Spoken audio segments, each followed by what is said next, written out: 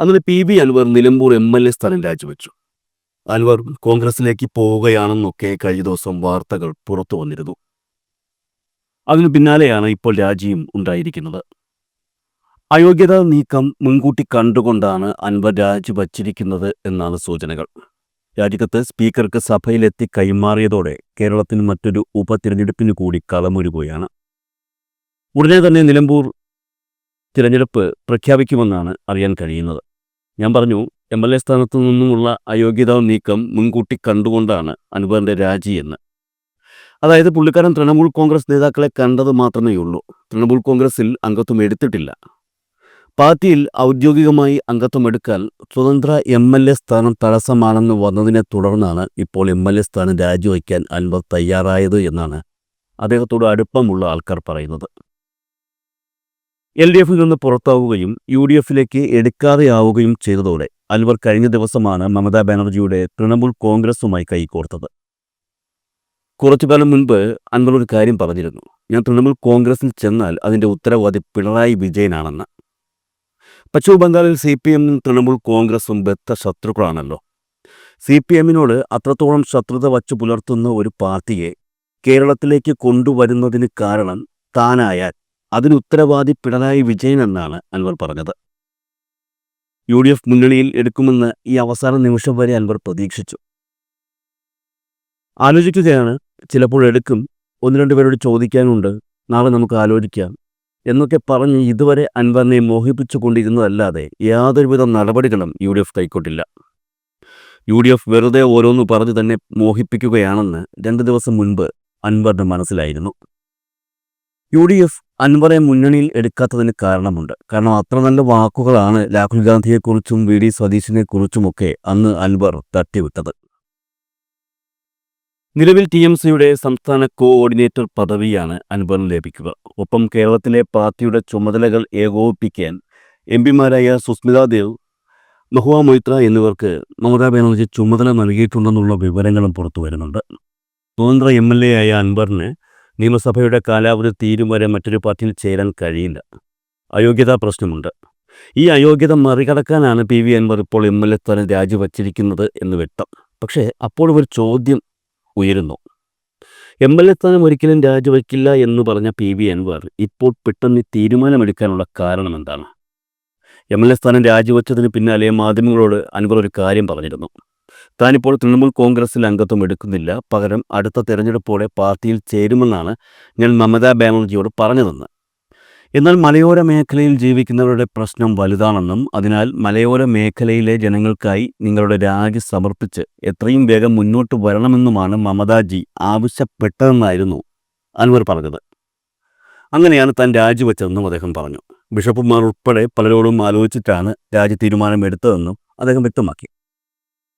എന്നാൽ മലയോര മേഖലയിലെ ജനങ്ങളെ സേവിക്കുക എന്ന ഉദ്ദേശത്തോടെ മാത്രമല്ല PV അൻവർ രാജിവെച്ചത് എന്നുള്ളതാണ് പുറത്തുവരുന്ന സൂചനകൾ. കേരളത്തിൽ യാതൊരുവിധ സ്വാധീനവുമില്ലാത്ത തൃണമൂൽ കോൺഗ്രസ് പോലുള്ള ഒരു പാർട്ടിയിൽ അംഗത്വം എടുക്കുകയും താൻ ഇതുവരെ കൈവശം വച്ചുകൊണ്ടിരുന്ന MLA സ്ഥാനം രാജിവയ്ക്കുകയും ചെയ്യണമെങ്കിൽ തക്കതായ ഉദ്ദേശമുണ്ടെന്നു തന്നെയാണ് രാഷ്ട്രീയ നിരീക്ഷകർ കരുതുന്നത്. അതായത് PV അൻവർ MLAയുടെ തൃണമൂൽ കോൺഗ്രസ് പ്രവേശനം രാജ്യസഭാ സീറ്റിൽ കണ്ണുവച്ചാണെന്ന സൂചനകളാണ് പുറത്തു വരുന്നത്. തൃണമൂൽ കോൺഗ്രസിൽ ചേരുന്നതോടെ കൂറുമാറ്റ നിരോധന നിയമത്തിൽ കുരുങ്ങി MLA സ്ഥാനം നഷ്ടമാകുമെന്ന് കണക്ക് കൂട്ടിയാണ് അംഗത്വം എടുക്കുന്നത് കുറച്ച് വൈകിപ്പിക്കാം എന്ന തീരുമാനത്തിൽ ആദ്യം അൻവർ നിന്നത്. എന്നാൽ അതിന് പിന്നാലെയാണ് ബംഗാളിൽ നിന്നും തൃണമൂൽ കോൺഗ്രസിന്റെ രാജ്യസഭാ അംഗമാകാനുള്ള മോഹം അൻവറിന് ഉദിച്ചത്. രാജ്യസഭാ അംഗമായി ബംഗാളിൽ നിന്ന് വിജയിക്കാനാണ് ഇപ്പോൾ അൻവർ കരുക്കൾ നീക്കുന്നത്. പശ്ചിമബംഗാൾ നിയമസഭയിൽ TMCക്ക് മൃഗീയ ഭൂരിപക്ഷമുണ്ട് എന്നുള്ളത് യാഥാർത്ഥ്യമാണ്. വിവാദമായ മെഡിക്കൽ കോളേജ് ബലാത്സംഗ കൊലപാതക വിഷയത്തിൽ തൃണമൂൽ കോൺഗ്രസ് അധ്യക്ഷ മമതാ ബാനർജിയുമായി ഇടഞ്ഞ് മുതിർന്ന നേതാവ് ജവഹർ സർക്കാർ രാജ്യസഭാ സീറ്റ് രാജിവെച്ചിരുന്നു. ഈ ഒഴിവിലേക്ക് ഉടൻ തന്നെ തിരഞ്ഞെടുപ്പ് നടക്കും. ഈ സീറ്റിലാണ് അൻവറിന്റെ കണ്ണ്. ഇക്കാര്യം കഴിഞ്ഞ ദിവസം അൻവറുമായി കൂടിക്കാഴ്ച നടത്തിയ തൃണമൂൽ ദേശീയ സെക്രട്ടറി അഭിഷേക് ബാനർജിയോട് അൻവർ സൂചിപ്പിക്കുകയും ചെയ്തിരുന്നു എന്നാണ് വിവരം. അനുകൂലമായ ഒരു മറുപടിയാണ് അഭിഷേക് ബാനർജിയിൽ നിന്നും ലഭിച്ചതെന്നും പറയപ്പെടുന്നു. ഇതുതന്നെയാണ് MLA സ്ഥാനം രാജിവെക്കുന്ന തീരുമാനം ഇത്ര വേഗത്തിലാക്കാൻ കാരണവും എന്നാണ് രാഷ്ട്രീയ നിരീക്ഷകർ കരുതുന്നത്. എന്നാൽ അക്കാര്യത്തിൽ ഒരു ചെറിയ പ്രശ്നമുണ്ട്. തൃണമൂൽ കോൺഗ്രസ് തൊഴിലാളി സംഘടനാ നേതാവും CPMൽ നിന്ന് ചേരി മാറിയെത്തിയ തൃണമൂലിന്റെ കരുത്തനുമായ ഋതുബ്രത ബാനർജിയുടെയും ഗുണ ഘോഷിന്റെയും പേരുകൾ ഈ രാജ്യസഭാ സീറ്റിലേക്കുള്ള സാധ്യതാ പട്ടികയിലുണ്ട്. ഇക്കാര്യം ഉറപ്പായും അൻവറിന് വെല്ലുവിളിയാണ്. ഇന്ന് വന്ന അൻവറിനേക്കാൾ പ്രാധാന്യം ഇന്നലെ വന്ന അവർക്ക് കിട്ടുമെന്നുള്ളത് ഉറപ്പായ കാര്യവുമാണ്. അതേസമയം അൻവറിനെ മുന്നിൽ നിർത്തി ദക്ഷിണേന്ത്യയിൽ മേൽവിലാസമുണ്ടാക്കാൻ സാധ്യതയുണ്ടെന്ന വിലയിരുത്തലിൽ മമതാ ബാനർജി എത്തിയാൽ ഈ സീറ്റിലേക്ക് മത്സരിക്കാൻ അൻവറിന് സാധ്യത തെളിയുമെന്നാണ് പ്രതീക്ഷ. CPM ബന്ധം ഉപേക്ഷിച്ച ശേഷം DMK എന്ന സംഘടന രൂപീകരിച്ച അൻവർ ഇതൊരു രാഷ്ട്രീയ പാർട്ടിയല്ലെന്ന് പ്രഖ്യാപിച്ചാണ് കൂറുമാറ്റ നിരോധന നിയമത്തിൽ നിന്ന് രക്ഷപ്പെട്ടുകൊണ്ടിരുന്നത്. എന്നാൽ തൃണമൂൽ കോൺഗ്രസിൽ ചേരുമ്പോൾ അത്തരത്തിലുള്ള പറച്ചിലുകൾക്ക് അവിടെ പ്രസക്തിയുണ്ടാകില്ല.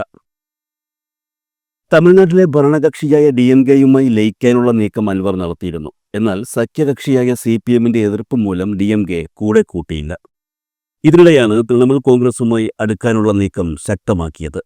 ജവഹർ രാജിവെച്ചതിനെ തുടർന്ന് ഒഴിവുവന്ന രാജ്യസഭാ സീറ്റ് ലഭിക്കാതെ പോയാലും തുടർന്നു വരുന്ന ഒഴിവുകളിലേക്ക് പരിഗണിക്കപ്പെടുമെന്ന പ്രതീക്ഷയും അൻവറിനുണ്ട്. CPMലും കോൺഗ്രസിനുമുള്ള രാജ്യസഭാംഗങ്ങളുടെ ഒഴിവുകൾ ഏറെ വൈകാതെ ബംഗാളിൽ റിപ്പോർട്ട് ചെയ്യപ്പെടും. നിലവിലെ അംഗസംഖ്യ അനുസരിച്ച് ഈ ഒഴിവുകളിലേക്ക് തൃണമൂൽ കോൺഗ്രസിന് തന്നെയാണ് വിജയിക്കാൻ സാധിക്കുക. പശ്ചിമ ബംഗാളിൽ മാത്രം ഒതുങ്ങി നിൽക്കുന്ന പ്രാദേശിക പാർട്ടി എന്ന നിലയിൽ നിന്ന് മാറി മറ്റ് സംസ്ഥാനങ്ങളിലും സാന്നിധ്യം അറിയിക്കാനുള്ള താൽപ്പര്യം മമതയ്ക്കുണ്ട്. അതിനാണ് സത്യത്തിൽ അൻവറിനെ കൂട്ടുപിടിച്ചിരിക്കുന്നത്. അറസ്റ്റും വിവാദങ്ങളും അൻവറിന്റെ ഗ്രാഫ് ഉയർത്തിയതായി അൻവർ തന്നെ വിലയിരുത്തിയെങ്കിലും MLA സ്ഥാനം രാജിവെച്ച് ഉപതെരഞ്ഞെടുപ്പിൽ തനിച്ചു മത്സരിച്ച് ജയിക്കാൻ സാധിക്കുമെന്ന യാതൊരുവിധ പ്രതീക്ഷയും സത്യത്തിലിപ്പോൾ അൻവറിനില്ല.